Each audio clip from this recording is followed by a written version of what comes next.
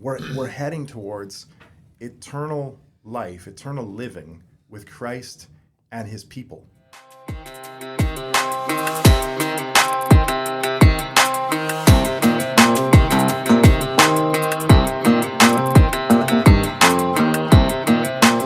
Well, good morning and welcome to Chinook Podcast. We are here again today. I think we took about a month off here because terrible. We had technology problems. We had Brad problems. Well, we have those. We always on the have regular. Brad problems. To know me is to love me. Yes. And today we decided that we would invite Jesse Penner to join us in the studio. So there he is. Hi. There he is. So Wait for the audience. Donovan, Souls, Seckfeld, Penner. We've got a Mennonite in the studio. Penner. Oh, sorry, you are Reformed. Well, I would say that I'm neither Mennonite, and I didn't come to Christ Covenant Church because of Reformedness. There was a lot of other things that are happening here that brought me. Yeah. Not the label of being Reformed, but... Yeah, there you go. The robust biblical culture. Yeah. And that's something that I think we're going to be talking about, right? Yes, we're going to be talking about dadding.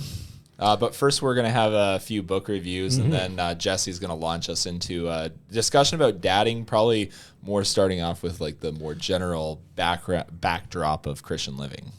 So I'd just like to point out that dadding... this is a noun that we have verbed. Yes, we have verbed that noun. So when you And verb then a participled noun, it. well, when you verb a noun and participle it, this is a gerund. Okay, so grammatically we have gerund. Gerunded. Sorry, I just gerunded the word gerund. I'm not a grammatical expert. Neither am I, but I know that one, or at least I think I do.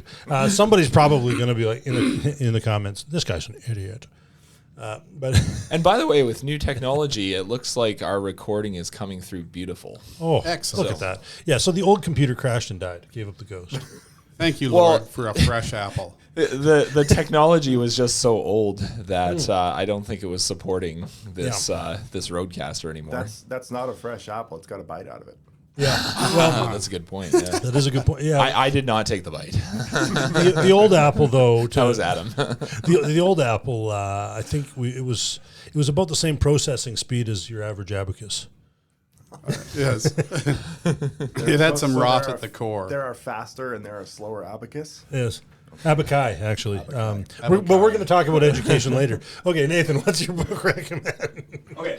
So, since we're talking about dadding, I'm going to introduce, well, we've already talked about this, but the book Feed My Lambs by Tim Gallant, Why the Lord's Table Should Be Restored to Covenant Children.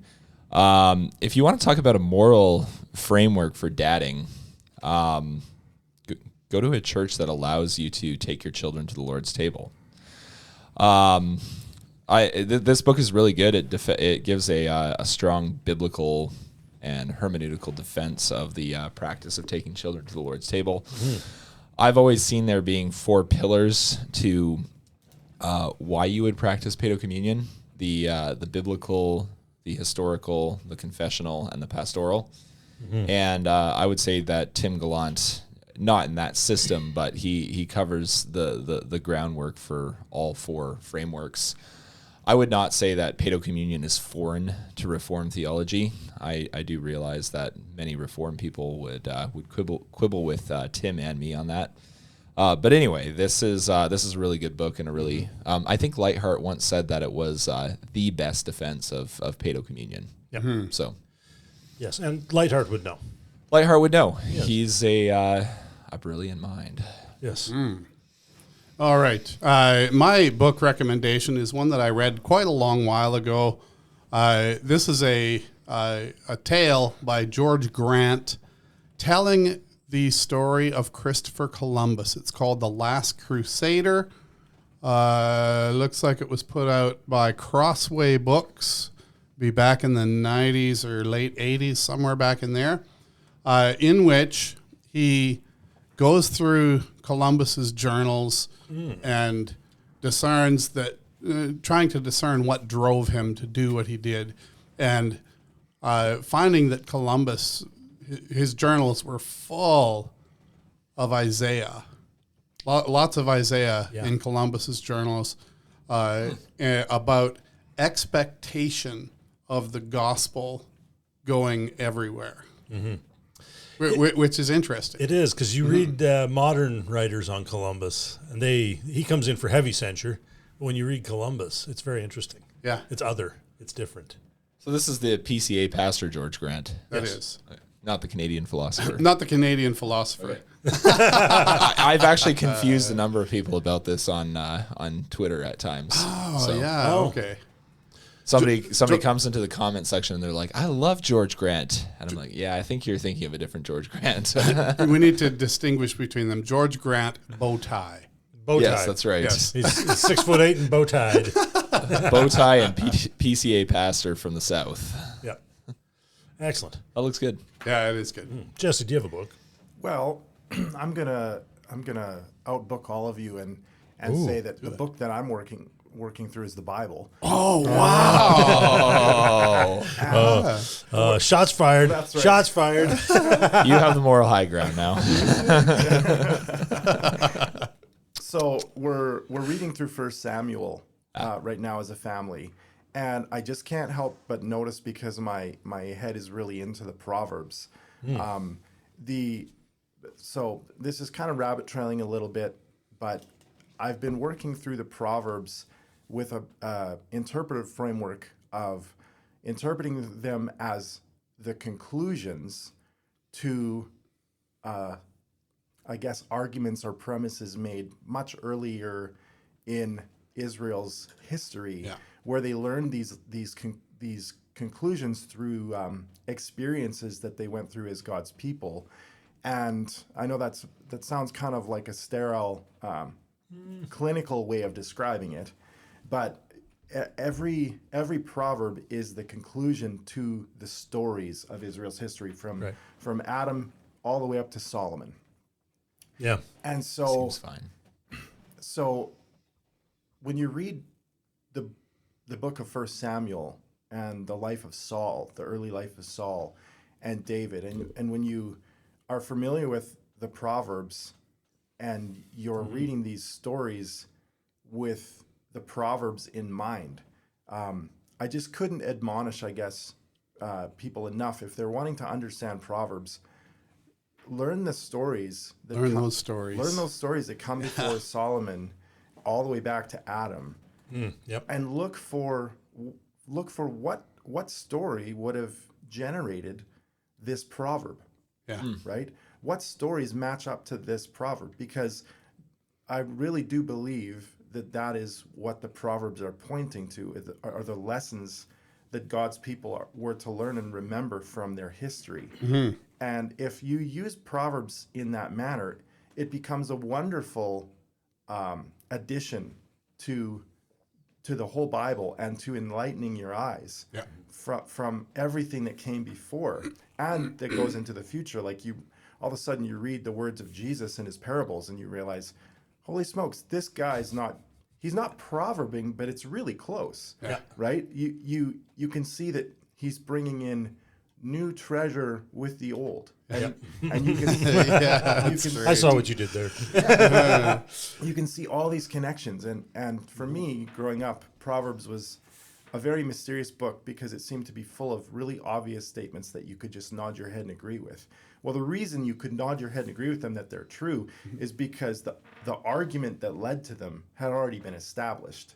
Right. But if it's not in the foreground of where that argument was made in the history of Israel, leading up to the life of Solomon, well, it can kind of seem a little bit obvious and redundant, but it's actually a wonderful tool to view the rest of the Bible through. Jesse has preached a number of sermons for a good while through Proverbs, and he's been using this interpretive grid where he's going back and he's saying, okay, well, where did this come from? It's really commendable. I think this is really good stuff. Good thinking that way. Yeah, there's a friend who sticks closer than a brother, and now you're reading about Jonathan and David. Right. Yes. That's what we mean. It's like, And Solomon, like David was Solomon's dad. So Jonathan was his dad's best friend before, of course, Jonathan died. Yeah. Right. And there's other examples just to show what that might look like quickly. The proverb that talks about why should a fool have money in his hand to buy wisdom when he has no sense? Well, you can look at stories where you've got someone who cannot recognize what they have in front of them. Nabal. They don't know how to use it. They don't know what it's for. Right? So Laban in his actions, and Nabal towards Abigail, he's got this treasure right in front of him. He can't recognize what it's for. Yeah. But then you have counterexamples like the Pharaoh in Joseph's life. Well, he didn't know what the solution was, but he could recognize when there was wisdom in the room to go to, right? Yep. And so those are just some quick snapshots of looking at the Proverbs and then finding those examples in the Old Testament. Yeah, and they're throughout and they overlap. Oh, yeah. Mm-hmm. Yep. Brad, before you begin on your book, could you just knock Jesse's mic up a bit a notch? Oh, like this? No, the volume. Thank you. How's that? I think the volume's coming through fine. But okay. Hey, that just raised Brad's. It did. Excellent. So did it raise mine? Well, you know that a rising tide floats all ships. I think we were good, and we will be good now. Okay, so now we're even better. Okay, technical issues. That's right. Okay, so for my book review, I am working through the Federalist Papers, which were written in New York when the Americans were arguing about whether or not they should have a federal union or a bunch of smaller federal unions, or how should they organize themselves after they'd kicked us out. Us, yes, the British. British. Us Brits. Yeah. So the question was definitively answered in their constitutional arrangement that they came to, but the arguments in the Federalist papers were published in New York because New York was probably, out of all the northern states, the most influential, the largest, the richest, and one that had seen some of the most fighting. Especially in the northern campaigns. So the arguments being put forward by guys like Hamilton, Jay, and Madison were for a stronger federal union, and they have a variety of reasons for saying what they do. But I find it very illuminating on a couple of fronts. One, these guys, even though they are arguing for a stronger federal union versus a weaker federal union or federal unions, these guys do not trust people. Yeah, they've got a very clear Christian understanding of original sin as being a problem that politics cannot solve in and of itself. But you can take wise measures in how you organize yourselves. They're very substantial arguments. These are not Facebook arguments.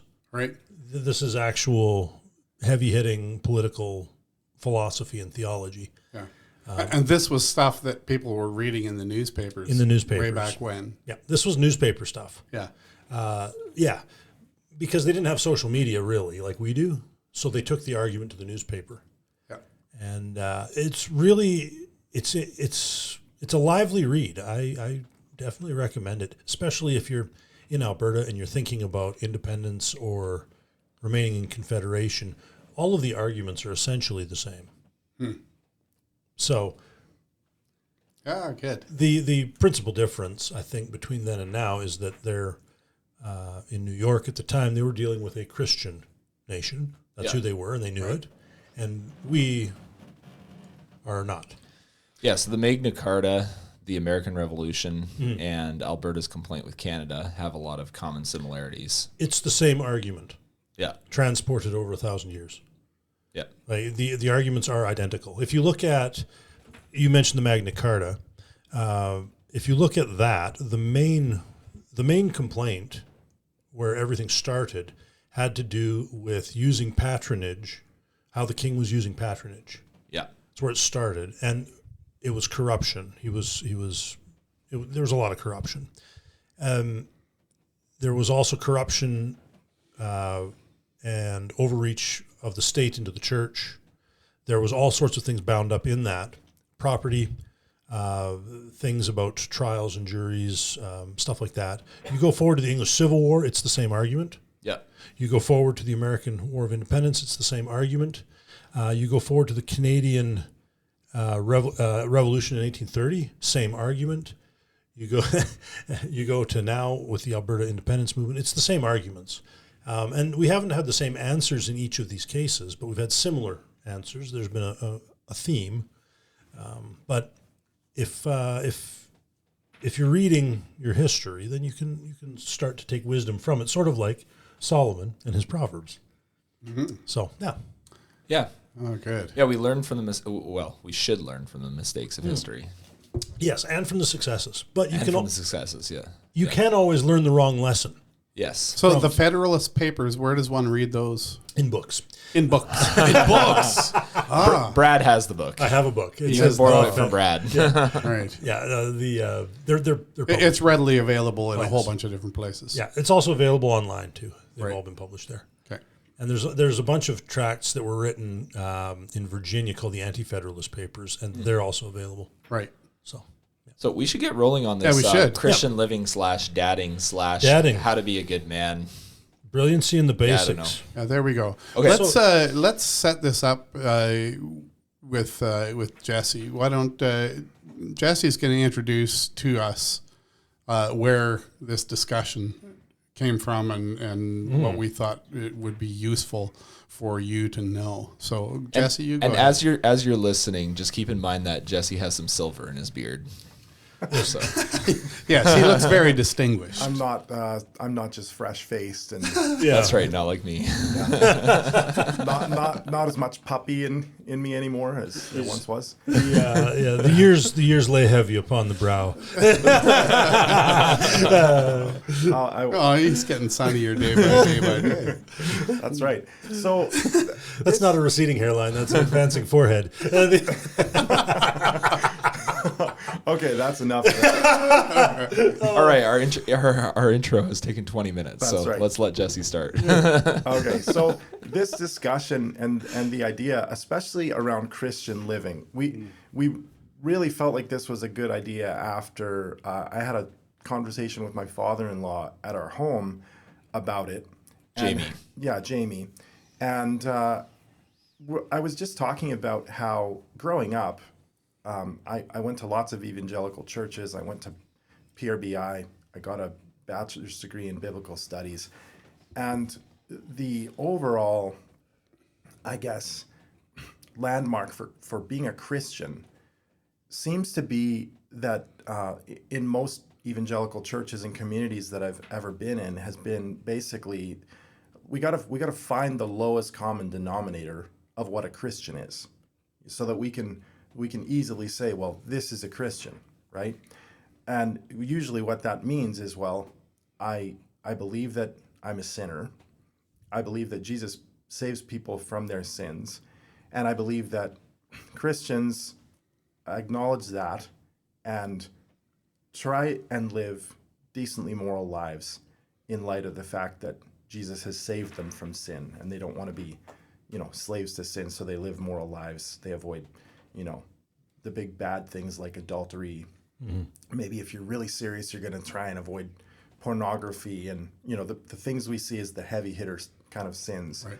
And that's what being a Christian is. And maybe occasionally you go to church. Real serious Christians go to church most Sundays, and then there can be a counter lens that's like, well, if you go every Sunday, you might have a problem because you might be legalistic. Yeah. So we need to go to church just the right number of weeks in the You year. need to skip church once in a while just to be holy enough. Which is funny because that in itself is legalism. Yes. Right? And so, but the overall idea distilled down is basically, well, that's what a Christian is. Someone who agrees to these propositions, these ideas or opinions, acknowledges that they sin and Jesus saves them, and goes to church maybe once in a while and avoids, egregious sins. And that is something that led to a discussion of, well, what is the church then? Or at least what is the behavior of the church? Well, most churches that I'm seen and have been familiar with kind of have a marketing philosophy, because it really is true that you get what you serve. Mm-hmm. If you're a church that has the idea that, well, if we have the best ministries and the best programs and the best air conditioning and the best worship band and the best childcare program and the best espresso bar and the best smoke machines. I want a smoke machine. And if we have all the things, That's Brad smoking his pipe at the front. right? Anyways, let's keep going. If we have all the things, we can attract the people and get them through church doors. Right. And we need that to start, you know. And so that's kind of how a lot of, not all churches, but a lot of Western churches have kind of done things over time. And we were discussing in this that what we're not seeing is the fact that you do get what you serve. So what should the church actually be doing to help its people live Christian lives? Because that's ultimately the goal. Right. Because there's obviously more to the Christian life than getting saved and then just trying to be nice. Right. Yeah. Yeah. Right. What Or is there? I mean, because that's that's a good the question. projection that people have. But when I dig into my Bible and I look closely at my life, I realize, boy, there's a lot more issues going on that just a lot of them just don't get dealt with by niceness. Nice doesn't cover this. And what the Bible says is that Jesus is going to win the world. Yeah. And when he says that he's going to win the world, he's not just saying, well, everybody's going to agree to these basic propositions of that I saved them from sin. Like that's not what the rule and reign and kingship of Jesus is painted as in the scripture. Right. And It's not reduced to a mere assent to an idea. Right. And honestly, that idea is very confusing to the watching world. Like if you talk to observers of Christianity and the church and they say, so I'm going to go to hell because I don't have certain opinions.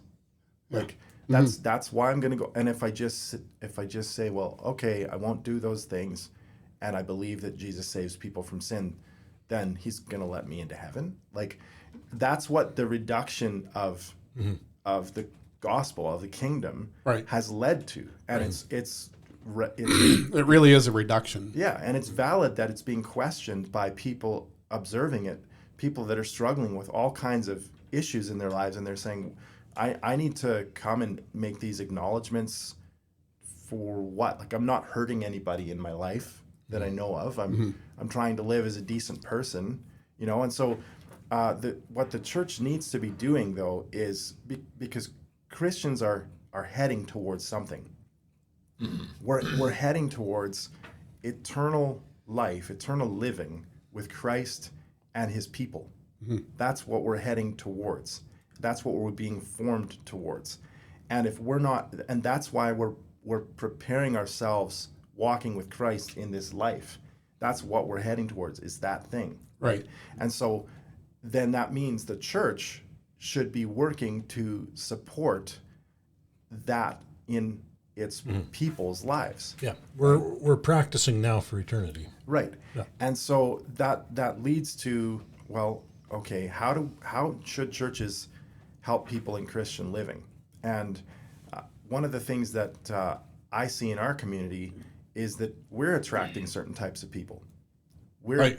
Our community being Christ Covenant Church.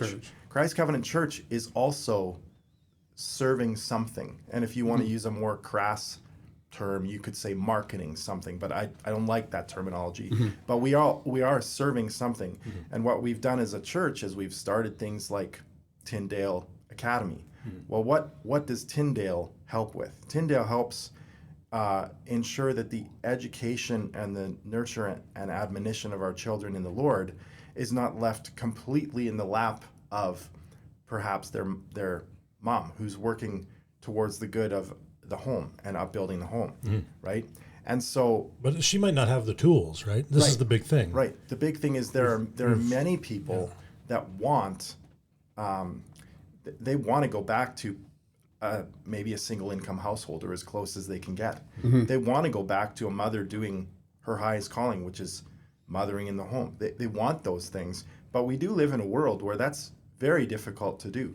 I couldn't say more strongly that the education of our children in the public system is our undoing. Yeah, Like, absolutely, it is. we 100%. the fact that we send our children to the public education system that we do, like I've made the decision and knew from childhood that my kids were going to be homeschooled. I was homeschooled.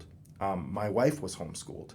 We have a thriving homeschooled community in our church because of the conviction that the state system is as antithetical to Christ and his kingdom as it possibly could be. And that is not a place I'm going to send my kids for 6 or 7 hours a day, right? But what's the alternative? Yeah, we need a solution to the problem. We need a solution. And a lot of people might say, well, you know, the sphere sovereignty guys might really get on the wagon and say, well, that's up to people to develop those things apart from the church. But raising kids in the fear and admonition of the Lord, if you take seriously the scripture that says, whatever you do to the least of these my little ones, you do to me, Jesus says, then that means that raising kids and educating them is deeply connected to the church, because whatever you do to your children is what you do to Christ, and Christ and his church are connected. And so that means the church, in my belief, is responsible to look at what is needed to have a godly household and help to provide infrastructure to that end. Now, by infrastructure, I think we could also expand the definition of infrastructure beyond, walls and a roof and, central heating.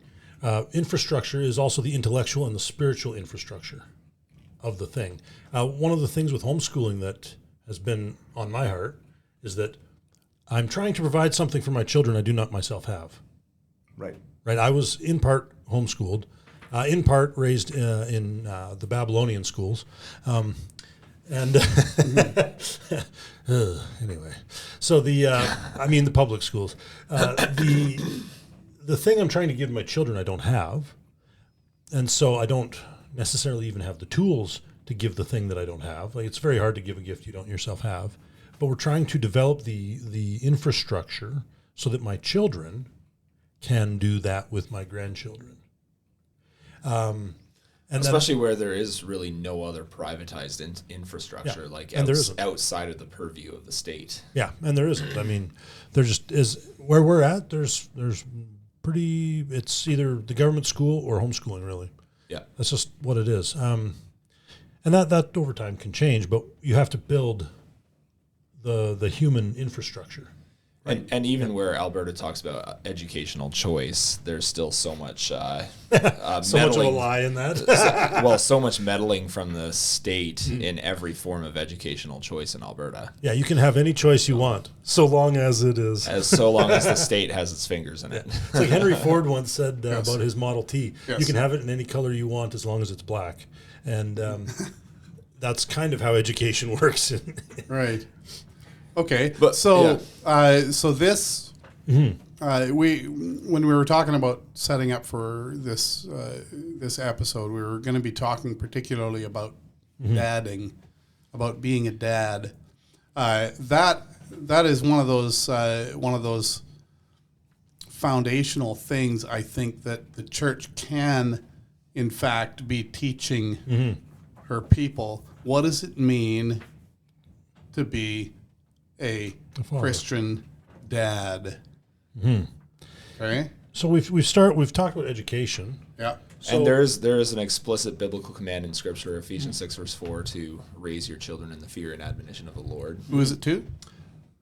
Sorry. That admonition. Yeah. That's to dads. It's to dads. It's fathers. Deuteronomy 6. Yeah, I've got Deuteronomy 6 open here. And these words that I command you today shall be on your heart. You shall teach them diligently to your children. Oh, okay, that's pretty straightforward. I don't know what else to say to that. So, fathers, your duty is to teach diligently your own children. and to teach them in the ways of the Lord. And as the Apostle Paul said, in the wisdom and admonition of the Lord. And that doesn't mean that dad is sitting in the schoolroom with them all day. That means that dad is making sure that his children have the proper tools by which to understand God's word and world, and are able to excel in the world when they hit the industries. So dad is able. I mean, there is a principle that we learn about of delegation, right? Yeah. Dad is able to delegate that responsibility, but it's still he can't delegate the responsibility. well, he can't delegate the responsibility. He can delegate like who does what. Yes. So But he can't delegate the responsibility. God holds him responsible Yes. for his job as dad. So I think it's important too to bring up that there's kind of two areas here in teaching and for fathers in teaching. One is the operations side of teaching, Right. So making sure that your kids have a good education, making sure that the chores get done, making sure that you are respectful to your mother and to other people. Like, I would say that's the operations, Right. side of the teaching. But the other side is starting from, and dads really need to get this, that what's the first and greatest commandment? To love the Lord your God with all your heart, soul, mind. And the second is? Love your neighbor. Love your neighbor as yourself. And so the first point of contact and in dads dadding and teaching their kids in the ways of the Lord is that's the rule. If a household can be rule light and wisdom heavy, because that's what you want. You in teaching your kids, you're trying to load them up with wisdom. You're trying to get them. The rules you have in place as a household should be things that are a scaffold to grow in wisdom, not, well, these are the rules that need to have a function. Because we're not trying to, have a functioning society. That is a result of love. Right. A functioning society is a result of love. A peaceful home is a result of love. A flourishing business is a result of love. Yep. Love of God and love of neighbor. So you just need to lavish love on your wife and kids. Right. And how do they learn that? The fact is that there's 3 teaching tools that dads have mainly. And the first is how you yourself act, your life. Right. That's your first teaching tool. And kids are always watching. Yes, they are. And they're always learning. If you think that teaching is limited to the words you say are the third teaching tool, and they're the least effective. Your words are the least effective teaching tool you have. The first one is your life, and the second one is how you relate to your children. Those are your 2 primary ones. And then your words they can provide some precision. They can provide some clarity on things, right? But if your life and the way you relate with your children isn't backing up what your words are providing clarity to, there's no context. Right. There's no premise to the conclusion.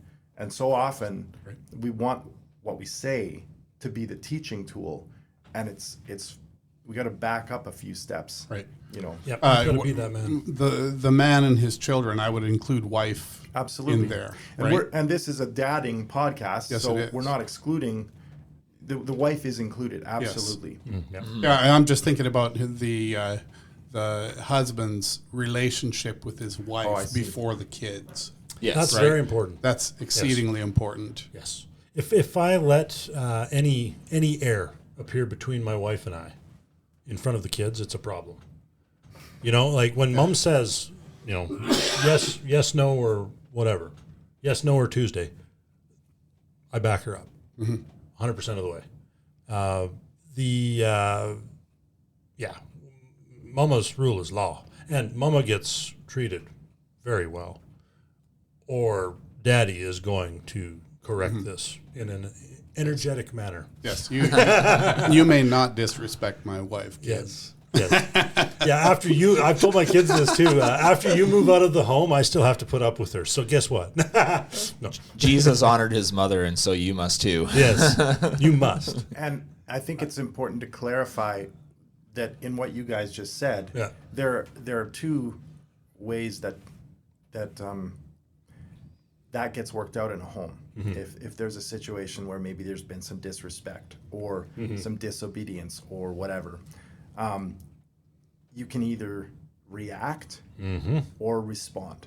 Yep. And there are differences between a reaction and a response. And quite often, I think parenting and relationships in community are more often reactive. Yeah. And that can be really damaging over time if you've got the right principles, but you're just reactive with those principles, because you can quite often miss teaching opportunities by being reactive. Yep. Right? You think about the proverb that takes the young man to the window and points things out. That's a very deliberate move by Solomon. And says, Yeah. do You see that young fellow where he's walking? Yeah. Have you ever seen a deer get snared and then shot from a blind? Yes. Right? Yes, I have. Well, when you walk towards that thing, that's what you're doing. Yep. You are Yeah. going towards a danger you can't see. There is an enemy positioned and you don't know where, and everything will look fine and good until the moment you put your foot or your neck through that snare, and all of a sudden there's going to be an arrow piercing your liver and it's over for you. Yeah. And so just an encouragement to fathers as they're disciplining their children, the prime time for teaching is when? Anytime. Well, the best time though is when there's been a mistake. Yeah. That's your prime opportunity. And oftentimes we see mistakes as like, what are you doing? You know better than that. Right? Well, oftentimes you're absolutely right. They do know better than that. So what happened? Right?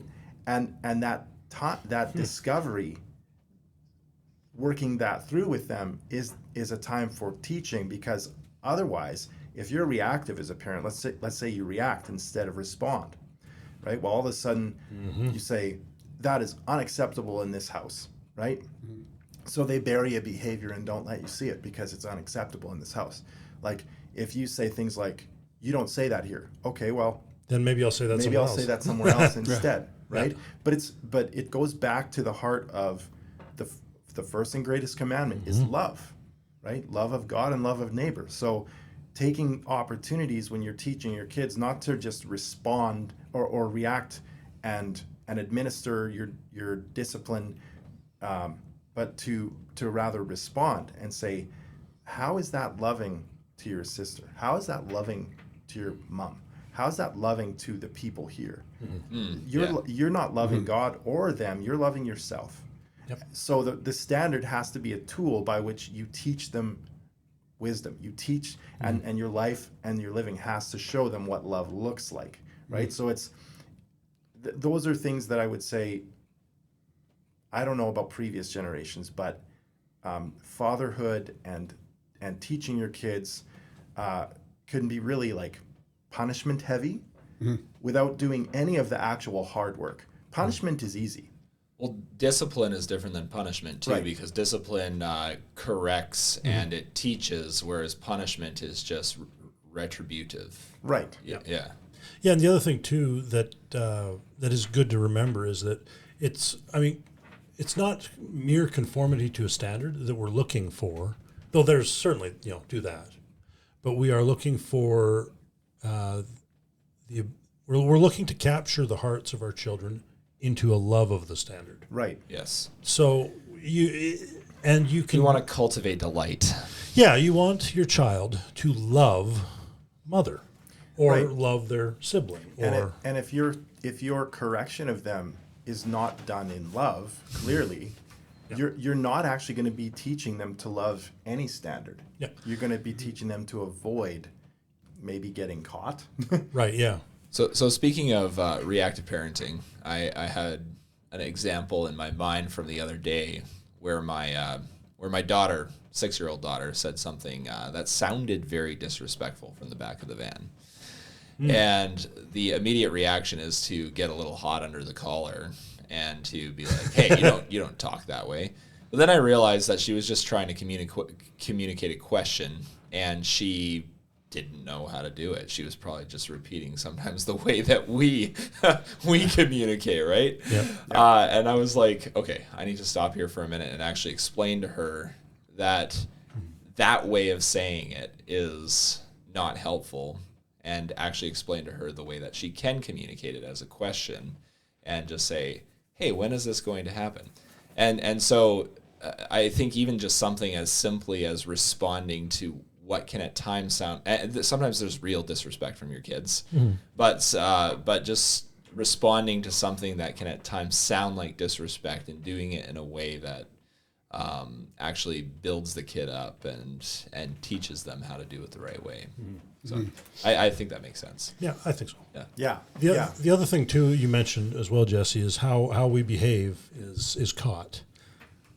So if my reaction, and this is something I've noticed in myself. Sometimes my reaction to an external trouble is just anger. Right. I can't solve this problem.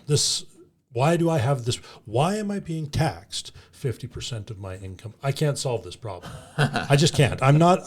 My moral constitution is not so fluid as to allow me to take up the dealing of cocaine. So I can't avoid taxes. So, but right, if my response to this type of an external thing that I can't really solve is nothing but anger, right? What are my kids learning? Well, they're learning that the only way to deal with external difficulty is anger. Yeah. And by the way, that's not the way I should be dealing with external difficulties either. Right. Well, and what you're saying about that kids catch what they see, we teach our kids that the fruit of the Spirit is love, joy, peace, patience, goodness, kindness, right? All of these things, self-control. Gentleness, yeah. And against such there is no law, right? Yeah. So if how we deal with things in the household is not done with patience, that's what they're learning. Oh, If yeah. it's not done with gentleness, that's what they're learning. If it's not done with kindness, that's what they're learning. Every one of those things, if they're not being done that way, that's what they're learning. And that's really hard because someone can think, well, how in the world am I going to teach and train and love my household and display that all the time? And I'll tell you what has been the most helpful thing for me to curb because I can be a very irritable guy. I can be very short. I can be, I hate having to explain things multiple times. I just feel like I took great care to explain that once. I was really careful to explain that very thoroughly once. I wasn't trying to do it again. I've been on the end of that. Right. But when you take, this is another really important thing. When you take seriously the fact that whatever you do to the believers around you is what you do to Christ. In the manner that you do it, it's not a symbol, okay? We symbolize a lot as Western Christians, and we don't even realize that it's like, well, it's almost like a ledger, right? So when I'm rude to another believer, it's like, oh, there's a rude point to Christ. You know, it's not a point system. When you are short with your wife, you are being short to Christ. When you are rude or snippy or belittling or any of these behaviors, when you do it to a fellow believer, you are doing it to Christ. And if you keep that in mind as you walk through your day, as the anger or frustration or whatever it is that you're dealing with inside wants to come out when you're talking to another person, because we wouldn't have any problems if nobody else was around, right? But we gotta. Other people are clearly all of my problems. Right. Yes. but that's when when other people are around, that's when all the sin comes out of me, right? My lack of self-control, my lack of temperance, all of that, right? But if I'm discussing something with my wife or teaching my children or correcting my children, whatever I'm doing, if I take seriously that this is a reality that how I treat them is how I treat Christ, things change pretty fast in terms of how you actually will walk through how you do what you do. But I think far too often we don't take that very seriously, and we treat it like a symbol or like an idea. And it's not an idea. It's a reality. Right. Yeah. Yeah, these children that the Lord has given me are every bit as much in Christ as I am, Yes. every bit as much a part of his body as I am, every bit as much promised eternal life, resurrection, and eternity with God as I am. Notice the covenantal framework. Yes. So you have to assume that they are his little ones. Yeah. Yeah, and this is something, too, that I've found very helpful. By faith. Yeah. We believe it. Yes. I find this very helpful, though, in being the father in the home when, one of my boys is sinning against one of my other children, or vice versa. Are you acting right now like a Christian? That's a question I've asked. Are you acting like a Christian? Because you're going to have to get along with your sister for eternity. That sister of yours, that annoying sister of yours, for eternity. And sister, dearest sister, you're going to have to stop provoking him for eternity. and that means putting him ahead of yourself, which is what love is. Yep. Serving others before you serve yourself, right? So, yeah, I think that a lot of the reactive tendencies that we have in the home or in the church or wherever we are would be dealt with if we bore in mind constantly, how I treat other people, other believers, is how I treat Christ. And we certainly shouldn't treat unbelievers less than we would treat a Christian in terms of the manner in which we treat them. Yeah, one of the things that when I've been tempted to get irate in public, which it does happen occasionally, is to think, well, I might be talking to a brother or a sister. Right. Now, they might not be yet. They might be in the future, or they might be right now, but I might be talking to a brother or a sister. Well, it's also good to remember I'm representing Christ. Absolutely. That's That's the second half of that thought. Especially in the relation to the unbelieving world. Yeah. So I found that to be a tempering thought. Right. And this all kind of circles back to, if you live in that way as you get up and as you lie down and as you walk by the way, if that's your manner of living, you're teaching your kids what Christian living is far better than any amount of rules or talking at them is going to do. In this room, we've got two of you have like preteen. That's kind of where your eldest moving into teenagerhood in Jesse's house. Yeah, I've got 3 teenagers. Brad's got teenagers. My kids are all grown and gone. Well, not gone. I mean, some of them are in your houses, right? But I want to talk to you just a bit about what we did and how we approached raising our kids.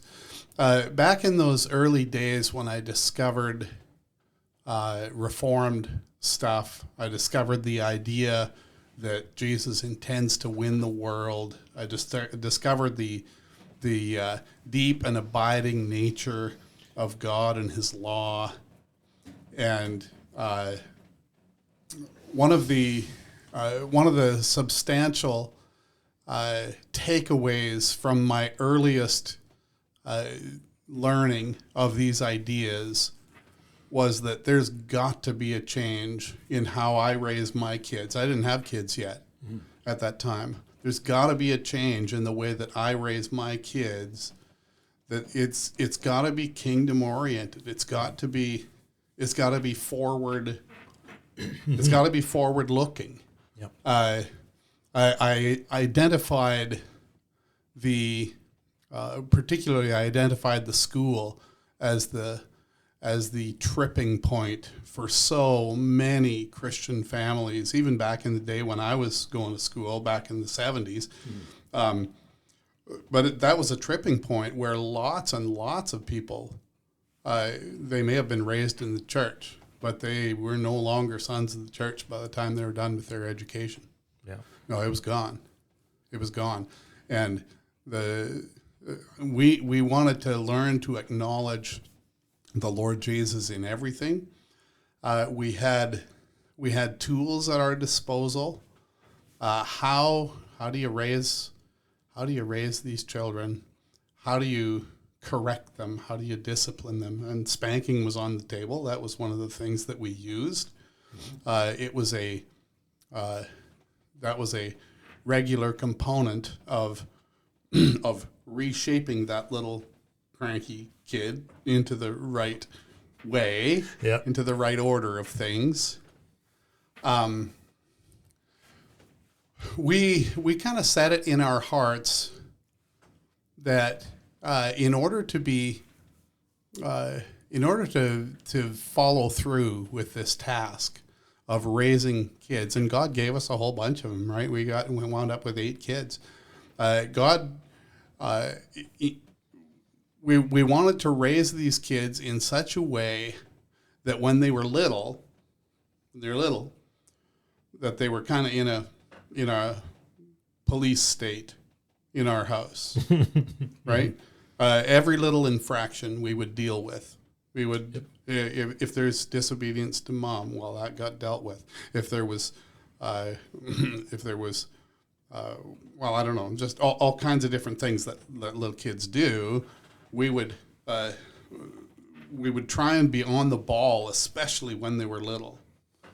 I was remembering my oldest son. He was number 3 in our house. Remembering him when he was 4 or 5, early part of 6, and Judah just couldn't figure out how to not get spankings because boy, he deserved them so often. But something happened with that boy when he was 6 years old. Something happened with the Spirit of God working in that young fellow where he changed from running into the standard to learning to love the standard. Mm-hmm. Something happened. And it was a move of God in his life where he started to learn to love that which was right and good. Mm-hmm. Yep. And that had enormous effect on our house. Mm-hmm. Well, yeah, this is something that I've noticed in my own children too. The discipline the type of discipline changes. Yeah. Right? So Rosie's 2. Yeah. She gets one type of discipline, but JL is turning 16. Right. She drives a car. Yeah. So there's a different type of discipline. Yes, there is. Yeah. You want to be able to set kids free as they're getting older, right? Yeah. You don't want to let them be little hellions and then by the time they're 13, then you put all the clamps on to hold them down. No. That's the wrong way around. That is a good way to die of stress. Yeah. Start with the police state and then go to liberty. So do the opposite of what Canada is doing. Yeah, there you go. Yeah. So you start with disciplining a young child. The scriptures provide a marvelous example of this in their form. So we look at the law, and we think, oh, all these rules. You have to chop up an animal a very particular way, and you have to offer this much flour with this much oil every single time. Right. And then the priest has to do this and this and this and this. And so many rules. And then you get to Solomon, and he's talking about things like wisdom. And he's talking about discerning between two things. And then you get to the prophets, and they are in consultation with God himself. Mm-hmm. So what you've got is you've got to move from immaturity, from child. Yes, do this, don't do this. You got it's early. Yeah, that's early in Israel's history. And then they move to, hey, we're gonna sit here and look at 2 potential bad options or 2 potential good options, and now we have to learn to apply the law for the sake of wisdom.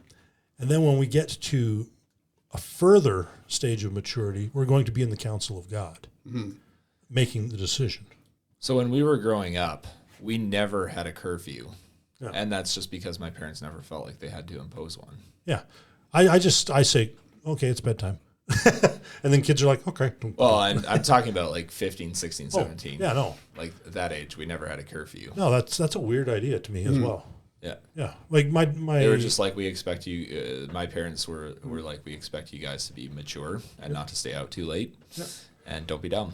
Yeah, don't be dumb. And that is an approach of growing in wisdom. Yeah. Yes. Because if you go the other way and it's like, well, we have rules for when you're really little, and we have rules for when you're not so little, and we have rules for when you're getting big, and we have rules for when you're bigger, and then we have rules for when you're big, and it's just this constant changing of standards. Yeah. Right. Yeah, that doesn't do either. arbitrarily. Oh. Well, kids begin to recognize that they're being played a little bit here. Yes. Like, why do you get to change the rules all the time, and according to what? And what's the thing that causes the rules to change? And and it's not to say that a parent doesn't have the authority to establish a rule or dissolve one, but if that's the only thing you're transferring, well, you're not getting a love of wisdom where they can self-regulate out of love and wisdom. You're getting I'm under your power for now. And this is the box I can check. And I have to adhere to these standards for now. But when I'm out of under your rule, I can do what I want. And if you have that at the end of your parenting, you have a problem. Yes. One of the things that I would encourage parents of teenagers to do is when you have difficult conversations and decisions to make between you and your wife, do them in front of your teenagers.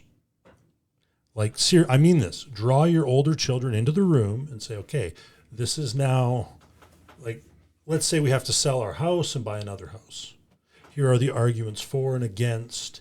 Here's the financial burden. Here's all this. Here's the wisdom. Is this wise to move to this neighborhood or to leave this neighborhood? You need to start having these kinds of things in front of your children and involve them. Like, I've had my kids at various points come to me and say, Dad, why can't I go and do X? And I'm like, okay, well, what is this thing? Right? Oh, it's this youth group event from another church in town. They're doing whatever. Okay. So you want to go do this? Yes. Why? Okay. Now it's a negotiation. It's not you may never, ever be in the company of anyone your own age ever. Unless I have personally vetted their entire biography and 3 degrees of separation across their family chart. Right? Like, let's talk this through. Let's figure out, Yeah, I think, and I've said this quite a few times as I've been working through Proverbs, that often as Christians, I feel like we're asking the wrong questions in many of the situations we deal with, the choices we make or the choices our kids want to make, and whether we're going to say, yes, you can do that, or no, you can't. I think the most valuable question you can ask your kid as they're growing up. So asking a 4-year-old this question may not work as well as asking an 8 or 9 or 10-year-old, right? But drilling down a little bit to find out what they want, why they want what they want to do, drill down a little bit, and then start asking the question, okay, is that wise? And if you've been parenting that way the whole way along, trying to get them to see the elements of the decision and whether it's wise or foolish, it's a way better tool to grow wisdom in your children than using well, no, you can't do that, or you can do that. Right? Just a blunt, I'm going to allow this or not allow it. Right? Parenting towards wisdom and having them walk it through with you. And see whether it's wise or foolish is a very powerful it's like compound interest. Oh, yes. Yeah. Well, it's like Solomon at the lattice work with his son. That's what he's doing. Right. Look at this. So I've asked my children before, you're going to go do this thing, or okay, that's fair enough. make sure not to be, foolish children while you're going and hanging out with your friends. Okay, Dad, we won't be fools. Yeah, don't be fools. Okay. They know what I'm talking about. That's good. Okay, Dad, we won't be fools. I'm like, yeah, very good, very good. So now I don't know how much time we have left, but I do want to talk about something, and then we can always return to some of the things we were talking about. Sure. We've talked a little bit about reactive parenting, but I think there's also I think in this conversation we're implying that there's a level of checked-inness, like we're trying hard to engage with our kids. I think conversely, there's a danger, and even in my life, I see a danger from time to time where it's like life is stressful, life is hard, I'm just going to check out. And in the modern day, we also have something that helps us to check out, and it's called the phone or the iPhone. And you're scrolling on your phone and you're just ignoring your kids. Do you guys have any wisdom or advice for dads on this topic of checking out and not engaging with your kids or stuff like that? I would say right off the bat, if that's your tendency, you're missing what you're here for. Because if you were having kids and you thought that your life would be convenient, if you thought it would be convenient, no, you've got it wrong, because you're there as a steward of something that belongs to God. Yeah. That soul is shaped by your engagement with it. Yeah. And it's an eternal soul, and Jesus says, whoever causes one of these little ones to stumble, it'd be better that he be thrown into the sea with a millstone hung around his neck. We can cause our kids to stumble just because of our neglect, just because of our disengagement. Like talking before about how our kids learn. First, they learn because of how we live our lives. Then the next tool is how we engage with them. And if when your kids are coming to you, they overwhelmingly, in their instances of engaging with you, feel like they're a distraction, you're teaching them that that's what they are. They're an inconvenience. And we carry a lot of our beliefs about God through our engagement with our parents, through our engagement with dads. Like many people that struggle with their relationship with God have the exact same issues that they struggle with their dad, right? If someone has had a dad who's disengaged with them constantly, they're going to struggle with, is God near? Does God even? Why would God think about me?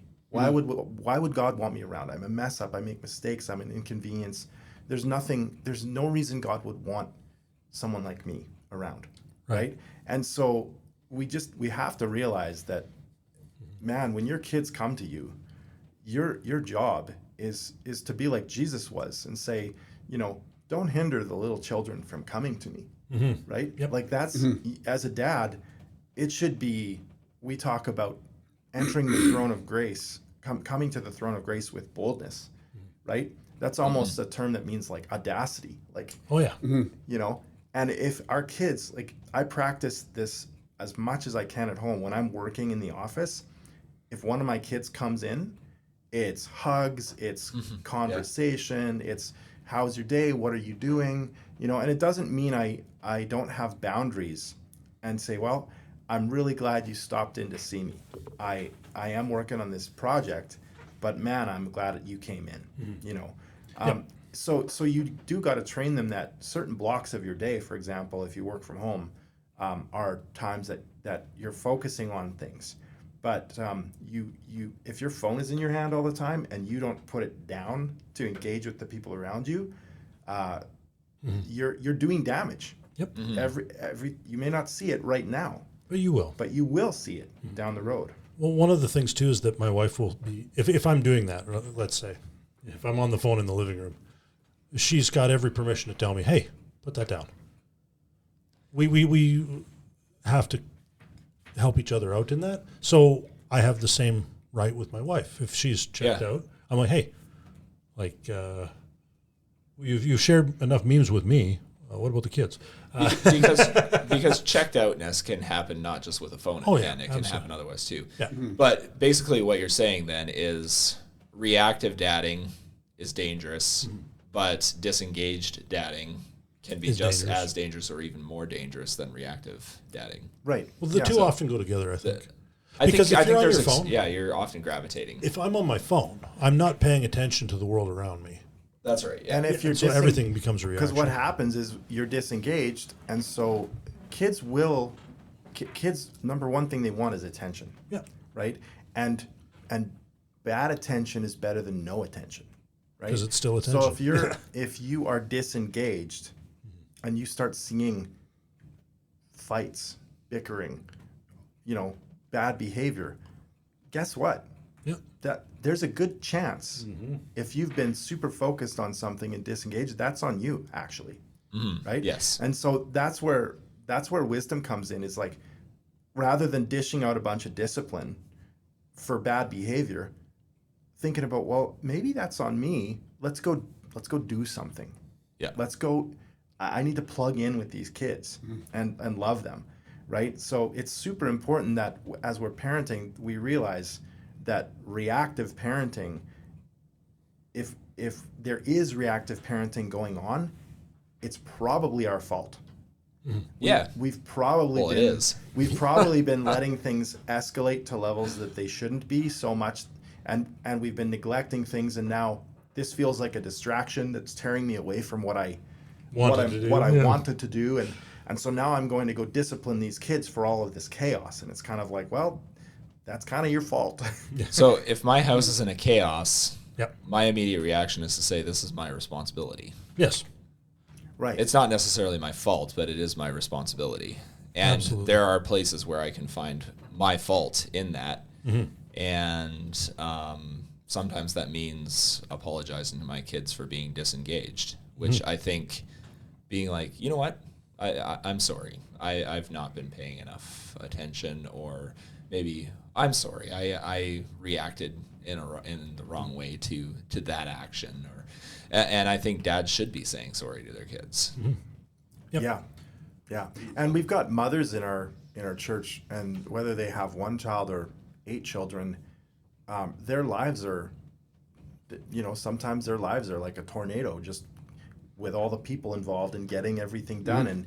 And a mother could be listening to this and thinking, well, how in the world am I supposed to get anything done if I have to like pivot all the time from the things I need to accomplish to these little people that I have that can create so much chaos so fast. and I'm not obviously an expert in the field of mothering, but I would just encourage parents in general. I think the wisdom goes between mothers and fathers with the domestic stuff. If you're raising children in the home, just like a dad can need to get things done, involving your kids in getting those things done is more work, but it has a way better yield. Yes. That is true. That is very true. Yeah. Right? I mean, my wife and I have recently actually been discussing the fact that maybe, let's say, 6-7 years ago, if she wanted to go anywhere, she had to pack 5 kids up into the van. Right. And that took 45 minutes. Took a lot of work. Just to get from the front door Yeah. into the car and moving was 45 minutes. And now it's 5. Right. Be- And So mothers with small children, take heart. You will not always be here. It's extremely hard to get out the door sometimes. Yes. It is. if you're using the wisdom of Jethro, Moses' father-in-law, and you're saying, hey, use your people. Yep. Right? Like you can pull these people in, and what you're getting is engagement with them, and they're building skills, which has a compound interest effect. It's going to become that they become, hey, these people have some skills, and they can help with these things. And you're right. When you build some skills into some people, all of a sudden you see that pendulum swinging the other way, where it's like, wow, that person, when I needed to get some things done in short order, and I pulled in 1 or 2 of my kids, and we got it done in No time. fraction of the time that it would have taken me to do it. But it is because we've been building that all the way along. Yeah, right. And with just getting out the door with kids, it can be as simple as teaching a 4 or 5 year old, here's how you tie your own shoes. Right. Yes. Now you're responsible for tying your own shoes.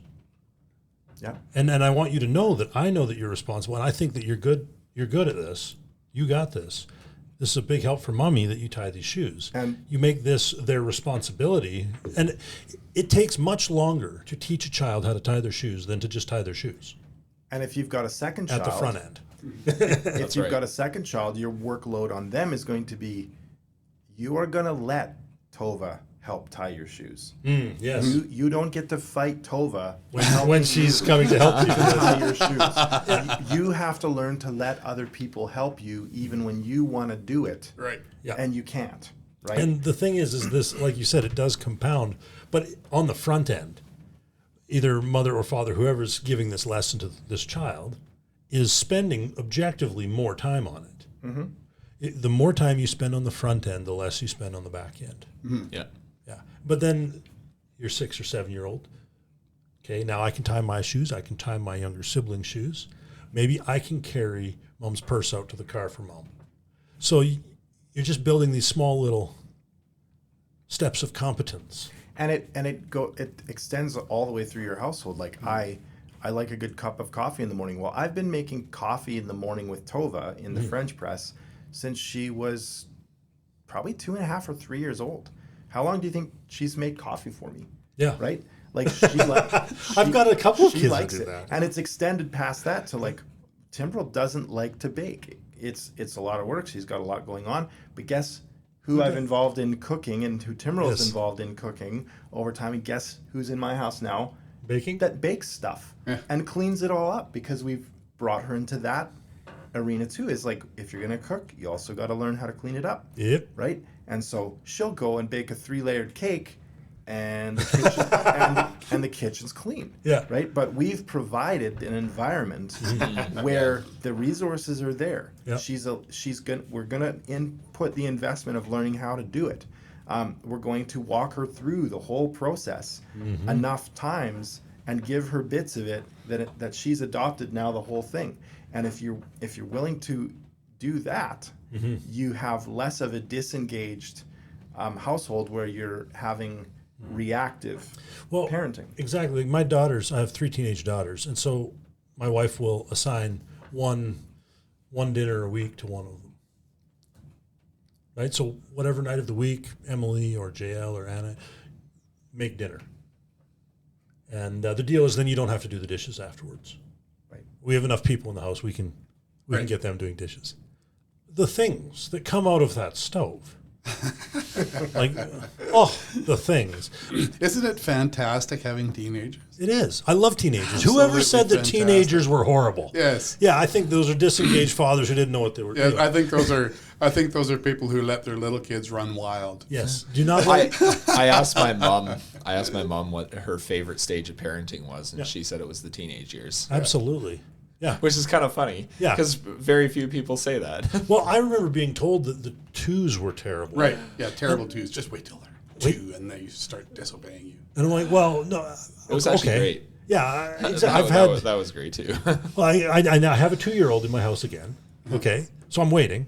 And I've had 5 previous 2-year-olds. And none of them were terrible when they were 2. No. And this one right now, she's a cutie. Again, I'm not entirely sure what a terrible 2 is. I've not experienced it. Yes. So, but I've seen other people experience it. And it's 100% on the discipline in the home. Are you doing the front end work so that you don't have to do the back end work? Like, what are you doing? So my 1-year-old is a bit of a screamer, as people have heard in church. Yeah. And he communicates everything by screaming. So now that he turned 2, Yeah. I'm sitting beside him at the table every time we eat. Yeah. And when he screams, No screaming. either I discipline him or I just put my hand on his shoulder and I'm like, it's okay. Yeah. You can calm down. Use your insight voice. Let's and he's actually quieting down now, Yep. and he's like, okay, I get it. Yeah, if you're on it routinely. That's right. Yeah. Yeah. And this is so important too, because we're talking about parenting and saying, well, don't be reactive, be responsive. But when kids are born, reactive is all they can be. Yeah. Right? Kids. Yeah. Yeah. When children are born, that's all they can be. And we're teaching them to grow into maturity, which means not being reactive. It means being responsive. And so we have to model that. Mm-hmm. And so if our way of dealing with a kid who's a screamer is to get in their face and say loudly, "Stop screaming," right? We're modeling that's how you do it. We're modeling screaming. Or if We're teaching them how to scream. if you're a dad who doesn't really understand how biblical authority actually works, you could get in your kid's face and say, "You need to have a good attitude," right?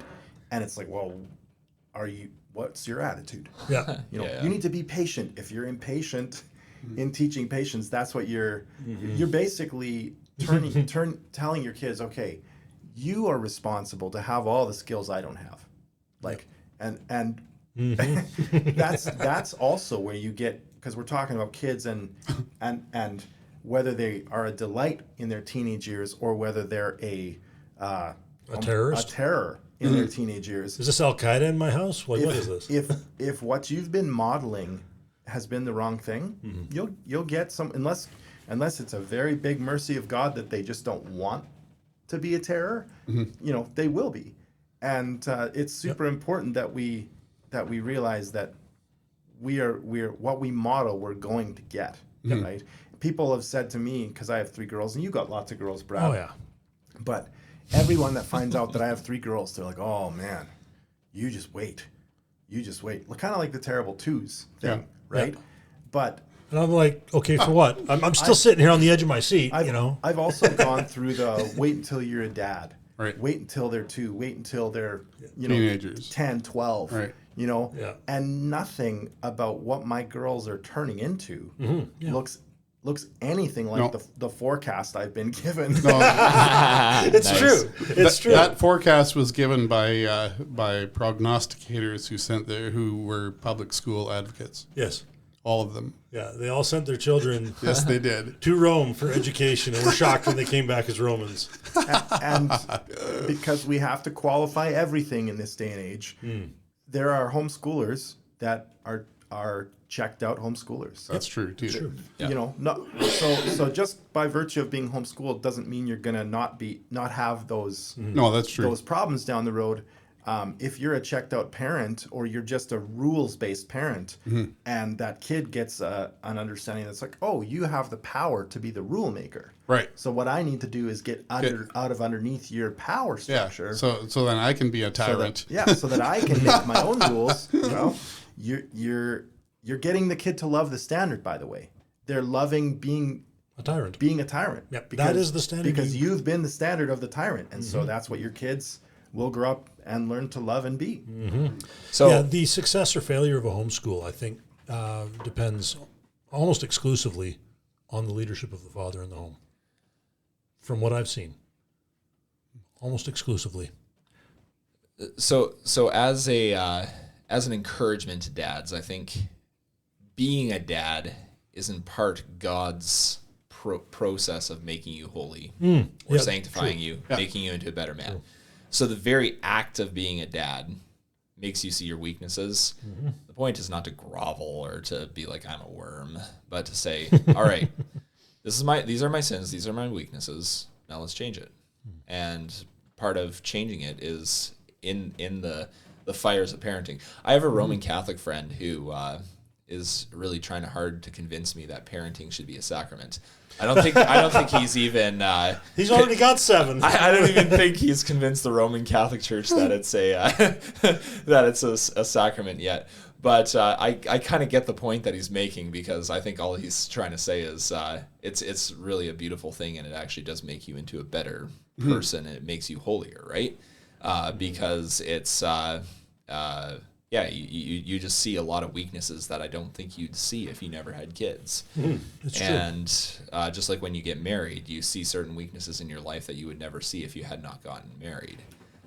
So I think men should see this process of parenting as a form of, as a means to grow in holiness. Well, and every blessing that God gives us can also be something that we respond to by hardening, right? You look at the Pharaoh and Moses got the exact same treatment from God, Okay. right? If you watch how God shows up to Moses and then God shows up to Pharaoh, like they got the same process, right? And one hardened and resisted and had practiced resisting God for his life, and one had worked on being soft when God shows up, right? Well, when it's not just when God shows up that we harden or soften, it's when anything that is a blessing or grace from God shows up in our life. So you could be given money, and you could turn to the left and use that money and that freedom from the normal constraints that you have to become the worst type of guy. Or you could use it as an opportunity to bless others, right? You could use children as an opportunity to be refined by this blessing that God has given you. Or you can use it to become a tyrant more and more and more, right? You've got a wife. You can use that blessing from God as a opportunity to be served and doted on, and you'll probably blow up your household doing that. Or Bring me a coffee, woman. you can see that this is an opportunity God has given you to serve and bless and love somebody else, I'll bring you a coffee. right? So I like your practical application of this. so just how we respond to the blessings really shows whether we're wise or foolish, It does. right? And where we need to grow in wisdom. Yes. Yep. Yeah. All right. Well, this conversation could go on for a very long time. We should do another sometime. Yeah, And we should do one on mumming Yeah, with one of the mums. we might need our wives in here. Yeah. Yeah, Mumming? mumming. Mumming. Isn't There we go. mumming Is when that- you wander around dressed up funny? I That's think mumming. I think mumming is when you say mum, mama, mummy, mum. Mom. Yeah, hopefully that word doesn't mean anything bad in any context. Mothering. Mothering. Right. Okay. Well, we want to commend this discussion to you all. We think that it's a good one to have. We do need to learn how to walk faithfully and uprightly with our God and with our families, with the children God has given us, with our wife. And we do think that the church really needs to be teaching its people how to walk in faithful obedience before God. I think that's a important task, and so we want to commend both this conversation to you and this life to you. It's a life to be lived to the glory of God, and we want to encourage you all to do so. If you are not attached to the Christian church, get that way. Tie in. If you're in a church that doesn't care about these kind of things, it might be worth your while to check elsewhere. Do come and visit us at Christ Covenant Church here in Grand Prairie. We, by the grace and kindness of God, have a whole lot of folks who model what it is to raise families well. So we do suggest to you it might be worth your while to look around and to come and visit. It definitely would be worth your while. Yeah, it would. It would. So we are the Chinook Podcast, and we're happy to bring you this conversation. Blessings to you all.